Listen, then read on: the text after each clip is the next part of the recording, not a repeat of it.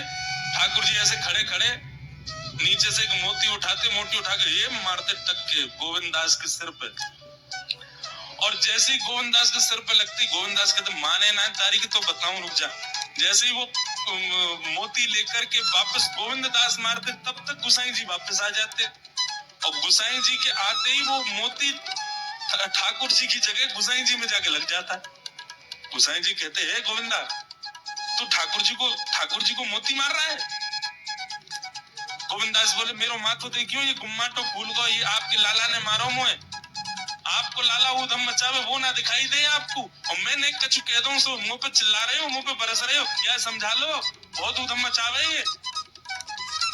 ऐसी लीला करते। गुसाई जी के नेत्रों में आंसू आ जाते। बोले गोविंदा तू कितना भाग्यशाली, तेरे संग ठाकुर जी लीला करे। गोविंद दास के साथ ऐसी ऐसी लीला करते महाराज।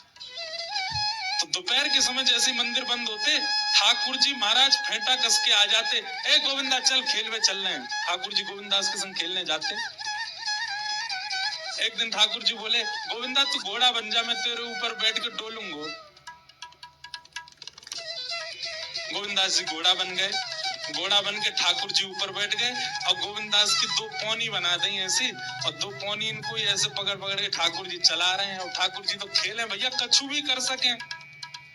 गोविंद दास के ऊपर बैठ गए और उसको चलाने लगे। अब चलते चलते गोविंद दास रुक गए और ठाकुर जी बोले ए गोविंदा चल, ए मेरे घोड़ा चल। गोविंद दास जी बोले जय जय जय जय नेक उतर जाओ। ठाकुर जी बोले काय को? गोविंद दास जी बोले लघु शंका लगी है, नेक मुझे जानो है, नेक उतर जाओ। ठाकुर जी बोले ऐसी बात कर रहा हो गोविंदा हैं? कोई घुड़सवार घोड़ा पे बैठ के घूमे और घोड़ा को लघु शंका आवे तो वो का यूं के और भैया नेक उतर जा, मैं लघु शंका करके ऊपर बैठी हूँ मेरे ऊपर। गोविंदास जी बोले तो कहा आज्ञा? बोले आज्ञा वो ये जो कह रहा हूं, जैसे घोड़ा बिना आज्ञा लिए अपने व्यक्ति को ऊपर बैठा के सब काम कर ले, वैसे तू कर ले। तो गोविंद दास जी ऐसे घोड़ा बन करके चल रहे हैं, कर आए काम। अब इतने में ही कोई व्यक्ति वहां से जा रहा था। अब उस व्यक्ति को ठाकुर जी नहीं दिख रहे हैं, उसको गोविंद दास चलते चलते दिख रहे हैं। उसने जब देखा, अरे राम राम राम राम जी, गोविंद दास जी क्या महाराज? किसी व्यक्ति ने गोविंद दास जी को ऐसे देख लिया, ओहो जी तो ऐसे ही डोल रहा है और चलती फिरती कर रहा है। गुसाई जी से जाकर के शिकायत कर दी और गुसाई जी से कही, बोले गुसाई जी आपने गोविंद दास को बहुत सिर पे चढ़ा लिया आज। अरे भाई खड़े होके लघु शंका करना भी मना है शास्त्रों में, वो तो ऐसे बैठ करके चलते चलते कर रहा था, वस्त्रों में ही कर रहा था, इतना अपवित्र, और आप उसको मंदिर की सेवा देते हो। गुसाई जी को सुन करके अच्छा नहीं लगा। शाम को स्नान आदि करके दूसरे वस्त्र पहन करके गोविंद दास आए। आकर के आपने गुसाई जी को प्रणाम किया तो गुसाई जी ने मुंह फेर लिया। गोविंद दास बोले जय जय आप नाराज हो हमसे? गुसाई जी बोले आप आचार विचार सब भूल चुके हैं अपना। आप इस प्रकार से आज कुछ कर रहे थे, मुझे लोगों ने बताया आकर के, आज मुझको घोड़ा बना लियो और घोड़ा बना के मेरे दो पौनी बना के ऐसे ऐसे चला रहे मुझे। तब मैंने इनसे कही जय जय नहीं उतर जाओ, मैंने लघु शंका कर आऊं, स्नान कर आऊं, फिर बैठ जाइयो। तो मुझे तो बोले घोड़ा कभी आज्ञा ले, तू तो मेरा घोड़ा है, ऐसे कर ले। इनकी आज्ञा सो मैंने कियो, मैंने अपनी इच्छा सो नहीं क्यों, नहीं मैं क्यों करूंगा ऐसा। गोविंद दास जी की बात सुनकर के गुसाई विठल नाथ जी इतने भावुक हो गए, इतने भावुक हो गए। उस दिन गुसाई जी ने नियम बना दिया, सबको बोल दिया, बोले सुनो आज के बाद गोविंद दास कुछ भी करे इसकी शिकायत हमसे मत करना। क्यों? गोविंद दास अपनी इच्छा से कुछ नहीं करता, जय जय कराते हैं उससे। गोविंद दास बोले हाँ मेरो दाल बाटी खावे को मन हेरो है, तो दाल बाटी चूरमा। ठाकुर जी बोले गोविंदा ऐसे बोलते थे, मोए दाल बाटी खानी है। गोविंदास बोले 56 भोग बनते हैं रसोई में, अपरस में मुंह पे पट्टी बांध करके महाराज रसोईया बनाता है। अपरस में यमुना जी का जल आता है वहां से वृंदावन से, उसके जल में सुंदर प्रसादी बनती है। इतने सुंदर शुद्ध भोजन को छोड़ के यहाँ दाल बाटी खानी है। ठीक है मैं आज बोल दूंगा रसोई घर में बनवा देता हूँ। बोले ना रसोई की ना खानी तो बोले तेरी कदम खंडी में आऊंगा। गोविंदास जी जहाँ बैठ करके भजन चिंतन करते थे, मंदिर से थोड़ा दूर था, सुंदर वन था गिरिराज जी में। बोले माँ आऊंगो और वहीं पे तू कंडा, वही गोबरी कंडा में बना, और कंडा में बना के तैयार कर, मैं आऊंगा वहीं खाऊंगा। गोविंदास जी बोले यहाँ सब लोग आपको मंदिर में पूजने आते हैं, आप यहाँ पे भगवान हो, ऐसे कहीं खाने पीने आओ। बोले कोई को पता थोड़ी चलेगी, मैं आ जाऊंगा, तू चिंता मत कर, तू सुन तैयारी कर ले, आज मैं तेरे यहाँ आके प्रसाद पाऊंगा। गोविंदास जी चुपचाप मंदिर से बाहर, सुंदर ठाकुर जी आएंगे पाने।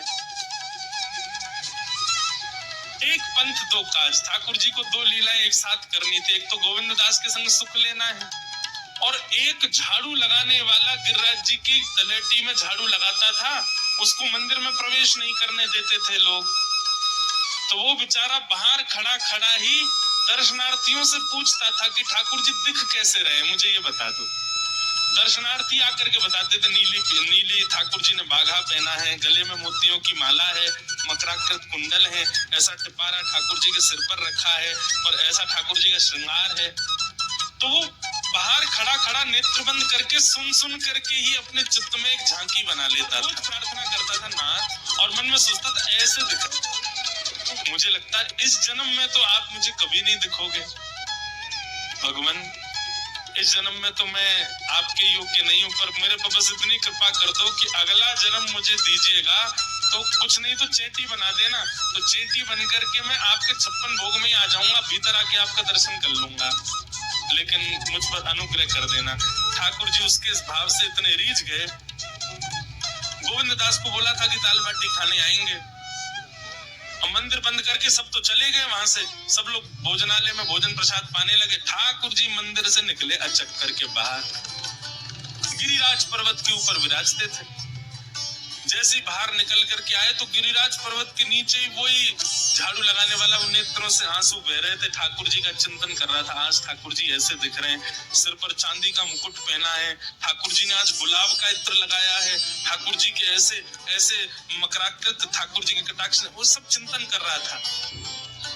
ठाकुर जी नीचे उतर करके जाने लगे, इतने में ठाकुर जी ने लीला करी, और जोर जोर से ठाकुर जी चिल्लाने लगे, अरे जल्दी ते आइयो, देखियो मेरे पाम में कांटो लग गयो, अरे जल्दी ते कोई आओ या कांटे को निकालो, मुझको तो बहुत दर्द है रहा है, अरे भैया जल्दी आओ जल्दी आओ।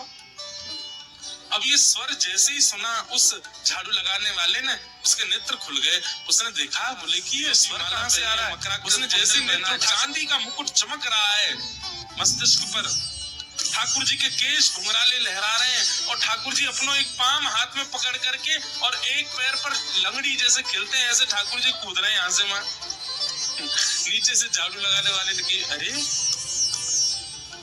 ऐसा पुरुष तो मैंने जीवन में कभी नहीं देखा, ये कैसा पुरुष है। नीचे से ठाकुर जी को देखने लगा, अब स्वरूप उसको पता था, उसने कही ये जरूर ठाकुर जी होंगे, वहीं से प्रणाम कर। ठाकुर जी बोले प्रणाम कर रहा हूं, दाढ़ी के जल्दी ऊपर आ, कांटो लगो मेरे पाम में, या को निकार। बोलने लगा, बोले मैं ऊपर नहीं आ सकता, गोसाई जी मारेंगे, सब लोग डांटेंगे मुझे। अरे नहीं गोसाई जी ऐसा कुछ ना के, ये सब तो बाहर के लोगों ने नियम बना दिए, मैं तो सबसे मिलूं, तू आ जा जल्दी ऊपर। जैसे ही ऊपर गया, ज्यों-ज्यों ठाकुर जी के समीप जाए त्यों-त्यों उसके नेत्र सजल होते जाएं।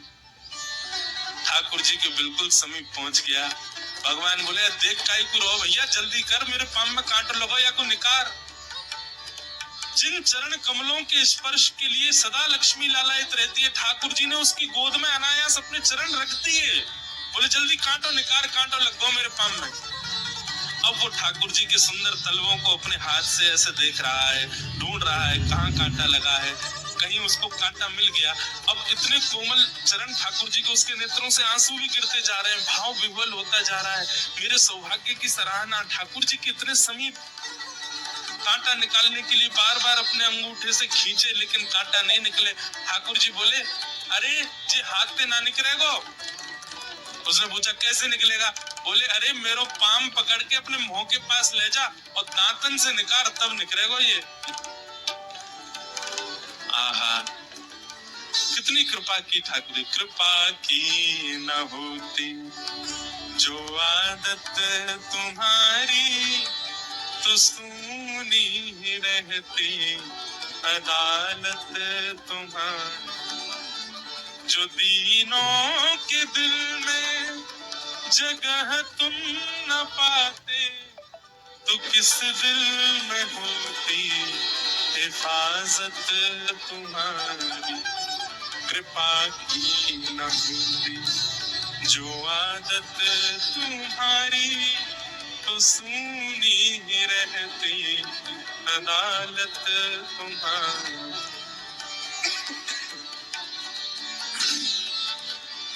कितनी कृपा। उसने कांटा निकाला मुख से।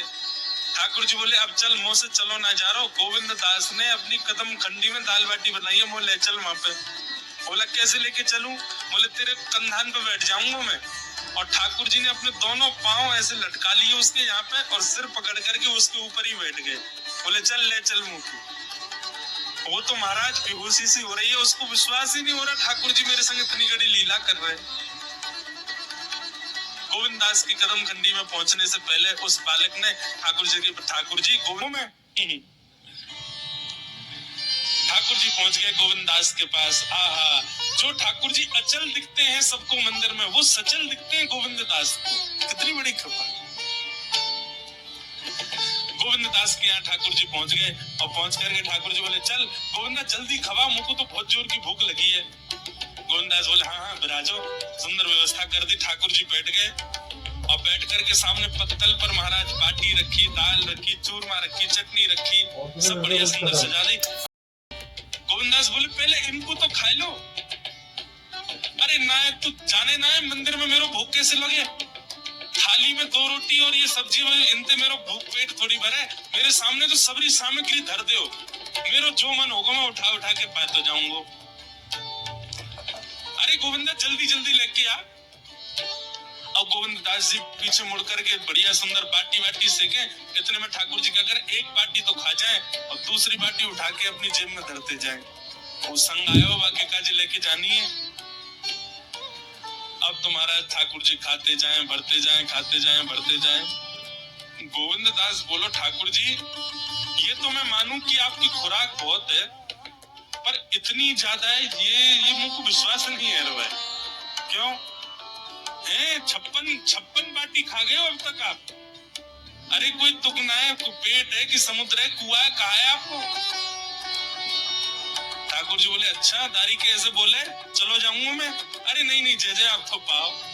ठाकुर जी तो जेब में बढ़ते जा रहे थे। अब ठाकुर जी का पेट भर गया। ठाकुर जी बोले चल भैया गोविंदा, बोले चुपचाप चलो और आचमन करो, शुद्धि करो, तब जाइयो मंदिर में। वहीं गोविंद कुंड के पास में गोविंद दास जी ने जबरदस्ती ठाकुर जी बैठा दिए। बोले हाथ में जल लो। ठाकुर जी जल लेकर के बैठे। बोले अब करो अपवित्र पवित्रो वा सर्वावस्थांगतो विवा। ठाकुर जी आचमन कर रहे हैं, अपनी पवित्र कर रहे हैं ऊपर से लेकर नीचे तक। इतने में गोविंद दास बोलते बोलते बोलते बोलते पीछे की गए और ठाकुर जी की पीठ पे जाकर के एक धक्का दियो महाराज, पूरे ठाकुर जी डुबा दिए कुंड में। ठाकुर जी पूरे ऊपर से नीचे तक भीज गए। ठाकुर जी दारी के तेरी शिकायत करूंगा, गुसाई जी तो कहूंगा तू ऐसे करे मेरे संग। गोविंदास बोले मैं बता दूंगा तुम कौन कौन के कंधान पे चढ़ के घूमो। हम मंदिर के लिए इतना नियम बना रखो है, नहा के आओ, धो के आओ, हाथ पांव खासा करके आओ, और कुछ अपवित्र वस्तु मत छीलेना, अपरस में रहना, गीला वस्त्र तन पे होना चाहिए। आपकी सेवा के लिए इतने नियम, और खुद क्या कर रहे हो? ऐसे गोविंद दास वो कह रहे हैं यद्यपि रूप गुण शील सुधरता इन बात